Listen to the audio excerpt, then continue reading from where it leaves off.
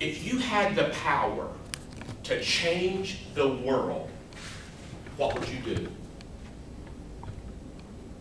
Today I want to talk to you about a stick, a biscuit, and a broom. A stick. Most of us have heard the story about Moses in the Bible, the Old Testament, and some things you might not know about Moses. When Moses was born, Pharaoh at the time did a decree to kill all of the babies because the Hebrews, God's children, was growing. They were enslaved by Pharaoh, and Pharaoh and the Egyptians were afraid they was going to overtake them, get too strong, too populated, so he killed all of the babies.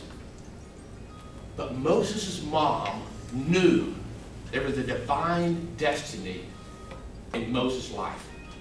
So she put him in a basket and sent him down the Nile River. Lo and behold, Pharaoh's mom, Pharaoh's daughter, found him in the bushes. She picked him up and raised him as her own. Wow. For years and years, he grew up, was educated in Pharaoh's house, but really down deep, he was a Hebrew and he was a slave. When he was an adult, one of the princes there, he saw an Egyptian beating a Hebrew, his own people. He got mad, went up and killed him, buried him in the sand. He knew he was in trouble then. The Bible said he fled not to the desert, but the backside of the desert, because he knew he was going to be in trouble. He hooked up with a family that was herding sheep, became a shepherd. From a prince in the palace to the backside of the desert, taking care of the sheep. And one day he was walking, and all of a sudden, from a distance, he saw a bush that was burning, but not being consumed. He got a little bit closer, and God spoke to him out of this bush. He said, I want you to go back to Egypt, and I want you to free all the slaves. Tell Pharaoh to let my people go. God, you don't understand. I have a stuttering problem. I can't speak. That was a good point. If Moses would have had Toastmasters, I'm sure he wouldn't have had that excuse. But he said, God, I'm just a shepherd out here. I have nothing. He said, what do you have in your hand?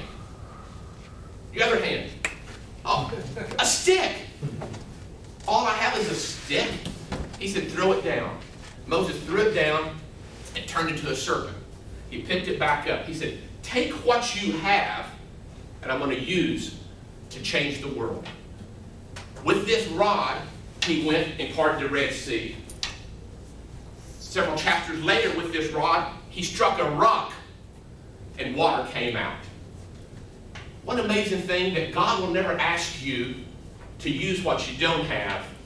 He'll only ask you to use what you do have. There was another story about a prophet named Elijah.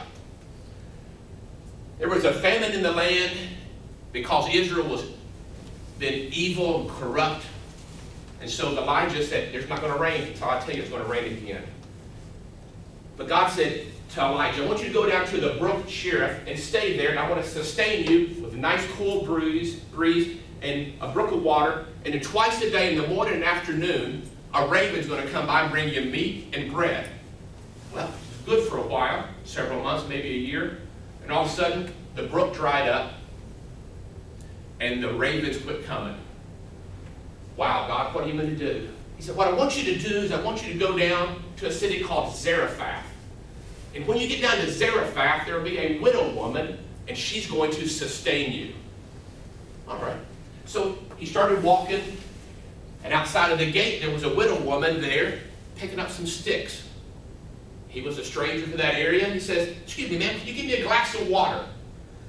Well, trying to be hospitable, said, sure, I will get you water. And she turned around and left to get a water. And he said, wait a minute, stop. While you go, will you go and make me a little cake? Make me a little biscuit for me. Well, the woman just stopped it. But excuse me, time out. You might not understand. There is a famine in the land. I was trying to be nice, give you some water. What I was doing out here, I was picking up a couple sticks. I was going to make a small little fire. I have about this much oil and about this much meal. I was going to put it together, and I was going to make one biscuit. And with this one biscuit, I was going to cut it in half, give half to my son, half to myself. We were going to eat it, lay down, and die. And now you want me to make my very last bit of biscuit and give it to you? I said, yeah. She went in there and put this meal together and made this biscuit. Didn't understand why. She came back and said, Prophet, here you go, here's my last biscuit. Probably not going to sustain me very long anyway. He said, now I want you to go back to your house, and I want you to make you a biscuit for yourself. Prophet, you don't understand. I poured that meal out, I put that oil, and there's nothing in there. He said, just go back and try it one more time. She went back in there, and lo and behold, there was a little bit of oil. She made another biscuit. She went and made another biscuit. And it said there was enough meal in that barrel and oil in that jar that sustained her for the rest of the 3.5 years. Why? Because she realized, like Moses, you had something in your hand, but you can't just keep it. You got to give it. The third story I want to tell you today is about a broom. It came out of the book of Genesis by a gentleman named Joseph. I like Joseph. Joseph was a nice guy. But the problem about Joseph, he was a dreamer, and sometimes he told his dreams to everybody. And sometimes some of our dreams we need to keep to ourselves. Well, he had this dream that his brothers and his mom and dad were going to bow down and worship him one day. Wow. Well, first of all, he was the youngest of 11 children, and it was his dad's favorite son, so his dad made him this coat of many colors to identify him as a special son. So he was now classified as the dreamer. Special kid, you run to dad every time you have some problem. But his brothers hated him. He was jealous. They were jealous of Joseph. So one time, his brothers were a couple miles off feeding the sheep, and his dad said, Joseph, go down there and take some food to your brothers. So he started going down, and his brothers saw him. Hey, look at that. Here comes the dreamer. You can see his coat, the many colors, from a half a mile away. This is our opportunity. Let's get him and let's kill him. We'll kill him. We'll tell Dad that a wild animal ate him up, and we'll get rid of that dreamer once and for all. He got a little bit closer. One of his brothers said, I got a better idea. There's a caravan going to Egypt. Let's sell him into slavery. We can get rid of him and make some money at the same time. Great idea. They ripped his coat off, put some blood on it, sent it back to Dad, put him into Egypt. Sometimes we have dreams inside of us, and we think that they're dead. They're not going to happen. They're not going to mature. You gave me hope. You gave me a dream. You gave me a business. And what did Joseph do? He didn't do what most of us do, become bitter. He said, I need to become better. When he got to Pharaoh, and went back to Egypt, Potiphar, which was Pharaoh's servant, Pharaoh's captain of the army, bought him. Said, I want you to be part of my household, but I want you to pick a broom and I want you to start sweeping. Joseph was a favorite, and now he's a servant, a slave. And he came in as an entry level, and after a period of time, because he was faithful, Potiphar said he's now over all the servants of his house, cleaning and being faithful. Well, all of a sudden, one day, Potiphar's wife said, well, Joseph, you're nice and cute, good looking. She tried to seduce him. Put him in a corner. And he said, no. I'm supposed to be faithful to my master. I don't do that. She grabbed his coat, and he just got right out of the coat. Said, no way, I'm out of here. And she said, I'll get you. Potiphar came back, and his wife said, your little boy that was so faithful, cleaning up everything, here's his coat. He tried to seduce me. Whoa. Potiphar believed his wife versus believing Joseph. And immediately, Potiphar took him and put him in prison. Wait a minute, I thought our dreams was going up this way, and then all of a sudden, Joseph's dream just going this way. What did he do when he got to prison? He found another broom. He said, I don't know why I'm here. I don't know how I got here, but it's not part of my dream. but I'm going to be faithful while I was here.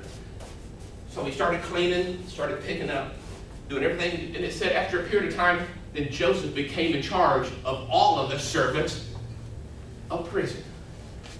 Well, lo and behold, Pharaoh had this crazy dream. And he had a dream of 7 big fat cows and then 7 skinny cows. Then he had a dream of 7 big ears of corn and 7 skinny ears of corn. Nobody could interpret it. Nobody understood what this dream was. Pharaoh said, listen, the wisest men we have in Egypt, you better find somebody. And all of a sudden, somebody remembered, you know, there is a Hebrew boy, a slave, in jail. And he's called the dreamer, and he can interpret dreams as well.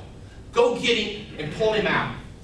So Joseph got out of prison, he shaved, got dressed, and he came to Pharaoh. Pharaoh, I heard you had a dream. Yeah. And he explained the big 7 cows, the skinny cows, 7 ears of corn, small ears of corn. Nobody, I can't sleep. I don't know what this means. Joseph said, I know what it means. It means you're going to have 7 years of bounty, 7 years of harvest, bumper crop harvest. But after that, you're going to have 7 years of famine. It's going to dry up. It's not going to rain. And you need to find somebody that's wise, somebody that's smart, that can gather up grain for the first 7 years, build barns, and then in the second 7 years, you can sell it and keep the world alive. All right? Pharaoh realized that that was the interpretation of the dream. And he pulled up all the wisest men of Egypt. Can you do it? Can you do it? Can you do it? Can you do it?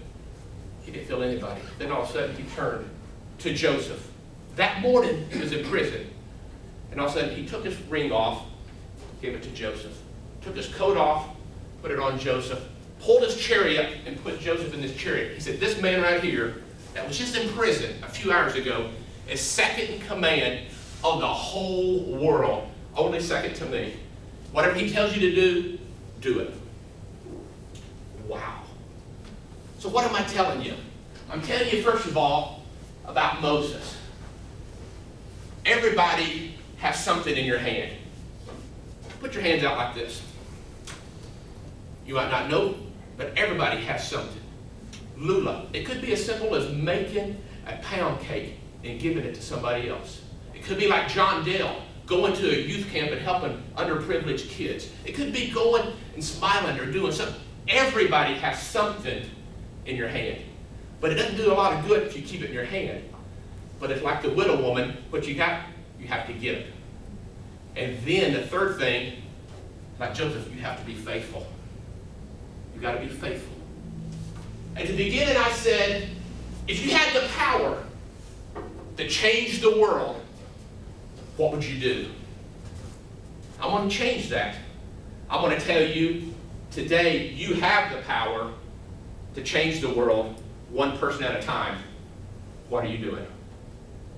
Thank you very much.